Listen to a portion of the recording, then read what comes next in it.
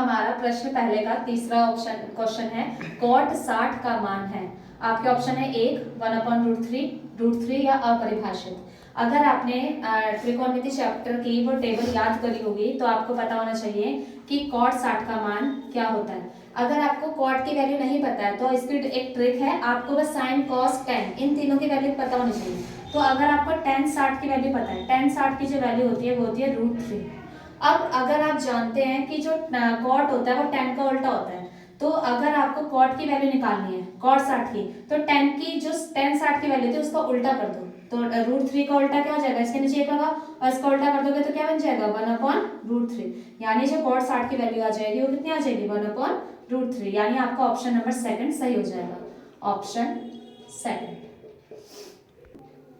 अब हमारा question number first का ही पहला फोर्थ क्वेश्चन है कि बहुपद x² - 3 के शून्यकों का गुणनफल है। आपका ये बहुपद वाला चैप्टर का क्वेश्चन आ गया।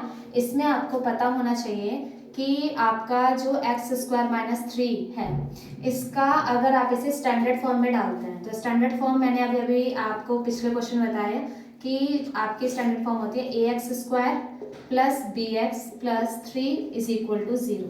यहाँ पर x² - 3 बराबर कुछ नहीं है तो 0 मान लेंगे।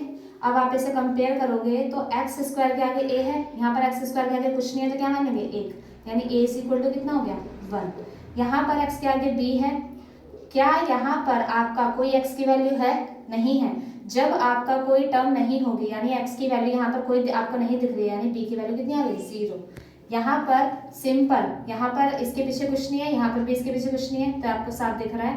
तो अच्छा यहाँ पर आपका c आता है तो c = कितना आ गया आपका -3। ठीक, अब आपको a b और c तीनों की वैल्यू पता चल गई। अब आपको निकालना है शून्यकों का गुणनफल। शून्यक आपके होते हैं, अगर आप किसी भी द्विघात समीकरण निकालते हो तो उनके जो शून्यक होते हैं वो 2 शून्यक होते हैं। तो आपके जो शून्यक हम मान लेते हैं वो मान लेते हैं अल्फा और बीटा, अल्फा और बीटा। तो आप ऐसे लिख सकते हो, माना शून्यक आपके अल्फा और बीटा है। अब उनका शून्यकों का क्या करना है, गुणनफल करना है। गुणनफल मतलब गुना, तो अल्फा और बीटा की आपको क्या कर देनी है गुना। गुना का निशान डॉट से भी दिखाते हैं। अब आप पता होना चाहिए कि जो आपका अल्फा डॉट बीटा यानी जो शून्यकों का गुणनफल का फॉर्मूला होता है वो आपका होता है c/a। शून्यकों का जो गुणनफल होता है वो आपका होता है c/a। तो आपका इक्वेशन से c कितना आया था -3 a कितना आया था 1, यानी आपका जो आंसर आ गया वो कितना आ गया -3।